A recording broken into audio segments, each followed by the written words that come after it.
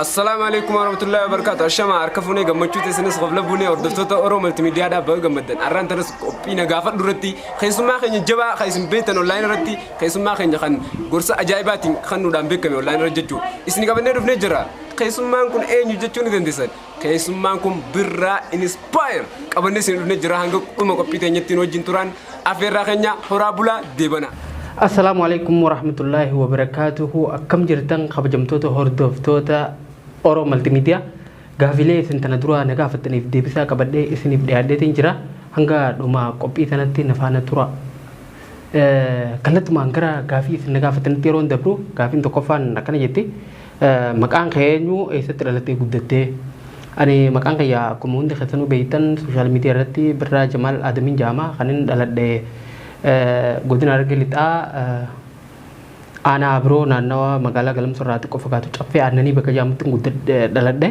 Kanin guddadhe ammoo waggoota muraasa booda dhaladhe waggoota muraasa booda jechuudha. Kanin itti guddadhe naannawa Hirna bakka jedhamtutti magaalaa Hirnaa naannawa isheetti guddadhe.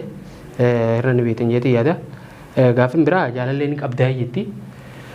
Jaalallee nin qaba. Jaalallee qofa osoo hin ta'in haadha manaa kabajamtuu fi jaalatamtuu tanan hedduu jaaladhu qaba. Ergan fuudhee gara waggaa 3 geetiin jira. Naa jaalala ajaa'ibaati waliin jirra. Haadha manaatiin qaba. Gaafii afuraffaan kitaaba atii fi barreessite ni qabdaayii jetti.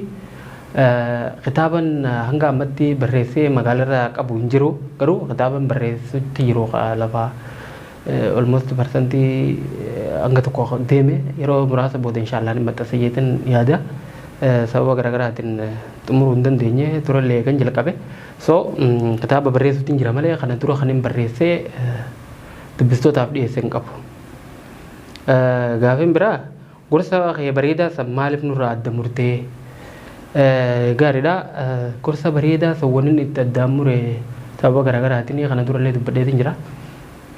Yeroo tokko meeshaaleen ittiin hojjedhuu fi wantoonni garaagaraa akkan taane jala ta'anii sababa saniin hojii irraa tartiiba irraa dhahame eegas ittiin deebine natti hin tolle wanni hojjedhuun fi wantoota garaagaraa waan hin qabneef waan hin hojjedhuun duraan hojjedhuun san waan hin dhabeef jecha sababa saniitiin addaan mure amma immoo deebi'eetiin jira. Akka ajaa'ibattiin deebi'ee miidiyaa haarawaan maantana baname tokko jira. Miidiyaa seenaa afaan Oromoo keessatti miidiyaa bashannanaa bareedaa tokkotti dhufee ana achirratti qophii gorsa duraanii sanii fi qophiilee adda addaa ta'e qabadhee achirratti dhufeetiin jira. Namoota waliin hojjenna. Namoota hedduutu achirra jira. San keessaa immoo ani qophiilee duraan gorsa maantana isin gaafattanii namoonni hedduullee na gaafachaa jirtanii. Kanaa fi qophiilee birallee qabadhee 4X Entertainment miidiyaa jedhu irratti yeroo dhiyootti gara saatalaayitiin illee nu dhufaa. Yeroo ammaa ammoo yuutuubiin kan dabarsaa jiru achirratti argachuu dandeessan gorsaan an duraan dabarsan jechuudha. Amma gara saniin gorsa qofallee osoo hin taane qophiilee bashannanaa ta'e garaagara waan irraa baratanii fi waan ittiin bashannan hedduu achirratti dhiyeessaa jira. Achi dheeyxan ni argattan. Tole gaafiin biraa seenaan guddina keetii maal fakkaataa jedha. Seenaan guddina kiyyaa akkuma nama kaanitti akkana jechuullee hin barbaadu. Garuu namni hundillee akka adda addatti guddata dhugaadha. Garuu kan nama hedduu wal fakkaata. So ani xiqqoo kiyyaa immoo wanni adda godhu haadha fi abbaan kiyya daa'imummaadhaan dhabe obboleettiin kiyyaa bakka haadhatii fi bakka abbaa buuteetti na guddiste. So akkaataan guddina kiyyaa ammoo ani ijoollummarraan gaafa ijoollee daa'ima ta'e qaraatii lama barumsa lama wal cinaa oofuu jalqabee barumsa amantiitii fi barumsa saayinsii wal cinaan baradha ture. Ganama mana barumsaa hoggaa deemne sa'a booda ammoo masgida dheeneeti sheeka bira barannaa galgala ammas manatti namni quraana nu qaraasu jira.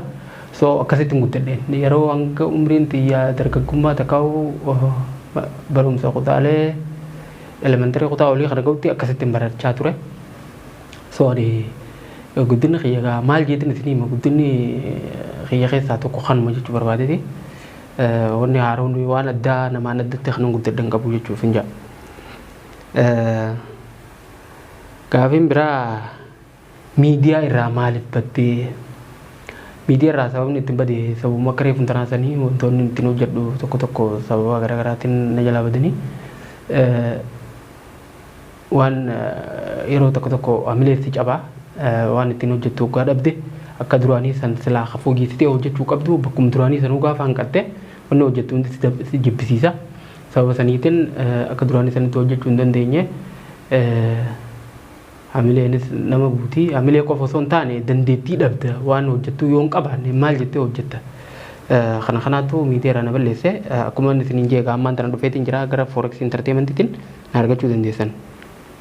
Gaafin biraa immoo afaan meeqani dubbattaa jaa afaan meeqan dubbadhaa afaan tokkoon dubbadhaa jiru afaan tokkoon dubbadhaa garuu akka dabalatatti afaan sadii namaan itti waliin hin gala walumaa galatti afaan afur barreessuu dubbisuu dhaga'uu ni danda'a dubbachuullee ni yaala afaan oromoo kan namni dubbachaa jiru afaan amaaraa dubbisuu barreessuu dhaga'uu dubbachuullee afaan ingiliffaa afaan arabaa afaan afran kana ittiin barreessaa ittiin dubbisaa ittiin dhaga'a dubbatu irratti illee hanqinni xiqqoo xiqqoo jiraatillee ittiin himan danda'a. Tole gaafin biraa shamarran keenya kan sooshaal miidiyaa irra jiraniif maal dhaamtaa jaa tun gaafii hedduu bareedadha. Shamarran keenya kan sooshaal miidiyaa irra jiran qofa osoo hin taane nama hundaafuu wanni dhaaban silaa hedduutu jira. So waa'ee sooshaal miidiyaatii fi itti fayyadama sooshaal miidiyaatiin wal qabatee jechuudha. Garuu gaafin gaafatamte shamarraniitiif waan taate jecha shamarran keenya waan hedduun silaa isiniif dhaama ammaaf ammoo yeroo waan hin geenyeef waan muraasa qofan isiniif keessattuu shamarran keenya kan sooshaal miidiyaa keessaa tiiktook irra jirtan hunda osoo hin taane muraasni dhugumatti waan bareedaa miti wanni dalagaa jiramu akkuma hundi keessanuu beektan wanni hojjetamaa jiru waan bareedaa akkuma jiru waan hamaatu irra sooshaal miidiyaa takkaa'u tiiktook kanarraa mul'ate jechuudha. San keessaa namoota shamarran qaama isaaniitii fi akkaataa isaanii dallaala ta'anii namoota giiftii kananiif gurguraa jirantu jira. Kan hoggan jiru namni tokko nama giiftii kan nusaniif intala tana siifin qixaaxaa qaama ishiitiin si garsiisaa dabbaa ishii ilaaltaa shaawara neqeetiin qaama ishii si garsiisaa giiftii naa kennaatii namoosisaa jaa namicha achirra taa'u kun dallaala qaama ishii kanas si garsiisuudhaaf ati ammoo kalaaluu deemu kun maallaqa kennee fi namicha achirra jiru dallaalticha kanaa jechuudha. Intala sanni bifa qixaaxatiin qaama ishii si garsiisaa jechoota hin taane ja'anii waan adda addaa godhan jiran jechuudha obboleeyyan kiyyaa kan sooshaal miidiyaa irra jiran kan. Kanarratti gaa obboleettii tiyya waniin sii dhaamu namni ispoonsar godheet namni achirra taa'u sun ispoonsara godhamee qaama kee fidee ifi giiftii itti argatee maallaqa jechuudha. Qaama keetiin daldalatu jira waan hin taane siin jaa ati boruu haadha namaa taata haadha doktooraa taata haadha piroofeesaraa ilmi kan kee boruu biyya bulchuu danda'a ilmi kan kee boruu bulchiinsa biyya tokkoo takka piraayim ministeera takka ministeera biyya tokkoo hoggaa ta'e viidiyoon tantee ta'arraan tana ati asirratti osoo akkas godhattuu namni iskiriin riikardis godhe kun hoggaa deemtee wanni viidiyoon qabee fi wanni qalamni qabee hin baddu viidiyoon tun gaafa ilmi kee boruu itti boonamu gaafa ati guddattee takka masgiida takka charchii nama guddaa taatee hajjii dhayxee manguddoo kabajaa qabdu taatee ganda keessatti silaa kabajamuu qabdu viidiyoon tantee tun sooshaal miidiyaa irra hoggaa deemte maaltu si dhaga'ama tabaruu san yaadi obboleettii tiyyaa ilmaan kee kabaruutiif yaadi boruu abbaa manaa qabaachuu teessaa manguddoo kabajaa haadha abaluu haadha doktora ta'uu teessaa ilmi kee barsiisaa ta'a nama siyaasaa ta'a. Soo gaafa san ilma kee hin xiqqeessin intalti teete dubaraa boruu namni akkam jeeti intala haati baalagee irraan tana sooshaal miidiyaa irraa kana jiru akkam jeeti namni kabajaa qabu intala tee fuudhu. Jireenya ilmi namaa kun wanni hundi ni jijjiirama atillee boruu ni jijjiiramta namni gaafa guddadhe deemee hajjii dhaqee kunis charchitti galee kun bataskaana fi wanti dhaqee amantii garaagaraa hundi nama kabajamaa ganda keessatti abbaa abaluu jedhanii namni araaraaf nama jidduutti yaamu ta'uu namni hin barbaanne hin jiru nama gandi guutuun kabaju nama firri isaa itti boonu alagalleen kabaju ta'uu namni hin barbaanne hin jiru fuuldura garuu wanni kun hundi gaafa ati akkasii jijjiiramte viidiyoon ta'e ta'arraa tun hin badduu beeki umrii guutuu sooshaal miidiyaa irra deemte gaafa sanitti boontamoo itti qaanfatta hanga sadarkaa sanitti itti yaaduu qabdu obboleettii. Kanaafuu gaa obboleettii xiyyaa sirriitti itti yaadi wanni arraabsii dhaamu kanuma silaa wanni jennu hedduutu jira yeroo waan nun geenyeef obboleettii xiyyaa tiktook irratti waan hin taane dalagurraa if qusadhu kanuma wanni si dhaamu. Tole gaafin biraa akkana jetti ka'umsi milkaa'ina keetii maali? Solamee gaafii tana deebisuun dura milkaa'ina jechuun maali? Ka'umsa milkaa'ina keetii ogaa jettu ammaali milkaa'itiin ka'umsa keessan hima. Jalqaba irratti milkaa'ina jechuun maan kun maali ilkaan isaa? Adeeka keeyyatti milkaa'ina jee wani nayyaamu maali beektaa? Milkaa'ina jechuun adeemsa gara milkaa'inaa godhamu sani. Namni tokko gaafa abbaa qabeenyaa guddaan ta'e jee daldala jalqabu. Daandii milkaa'ina isaa jalqabee jira. Jalqabummaan sunuu milkaa'ina tokko. Gaafa biradheetiin eebbifamee uummata kee jijjiire jettee barumsa kee taakka jettee tarkaanfii durarraa eegaltu. Eegaluun sunuu milkaa'ina. Xumurtee eebbifamuun ammoo milkaa'ina biraati. Adeemsummaan gara milkaa'inaa gootu kunu milkaa'ina jee waan yaaduuf jecha ka'umsi milkaa'ina kiyyaa adeemsummaaniin an gara milkaa'inaa godhu kunu anaaf milkaa'ina. Ka'umsi jalqabummaaniin gara tarkaanfii taakka jeeti namni tokko namni kiiloomeetira 42 maaraatoonii fiiguudhaaf jalqaba wanni nu godhu maali? Hanga barru taakka 2-3 ani dhukaasanitti qophaa'eeti tarkaanfii taakka jeeti 2-3-4 jeeti akkasii lakkaa'amti tarkaanfii duraa kana tarkaanfachuun milkaa'ina tokko qabadha. Osoo tokkoffaa kana hin tarkaanfatin milkaa'ina kiiloomeetira 42 sana namichi jalqaba seentimeetira tokkorraa jalqaba kiiloomeetira 42 fiiguudha. So milkaa'inni jalqabaa maali? Seentimeetira duraa kana takkaa'u meetira tokkicha tarkaanfii dura utaaluu kana milkeessuudha. Yoo kun hin jiraanne milkaa'inni kiiloomeetira 42 irratti tokkoffaa buusuun hin jiru.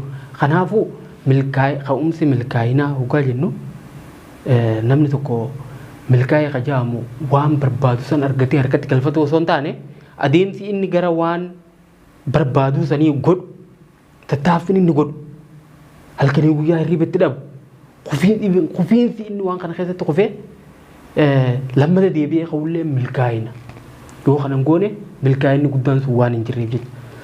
So ani milkaa'ina wanni akkanaa naa milkaa'ee jee wanni guddoon akkasitti himu yoon hin jiraannillee adeemsummaaniin an gara milkaa'inaa godhu kunu anaaf milkaa'ina waan ta'eef ka'umsi milkaa'ina kiyyaa akkana jee amanuma kana.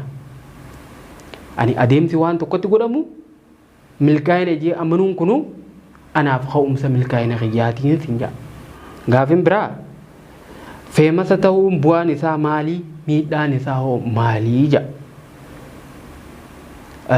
Feemasa ta'uun miidhaas ni qaba dhuguma bu'aadhas numa qaba. Jalqaba irratti ani feemasa jeefi yaadu.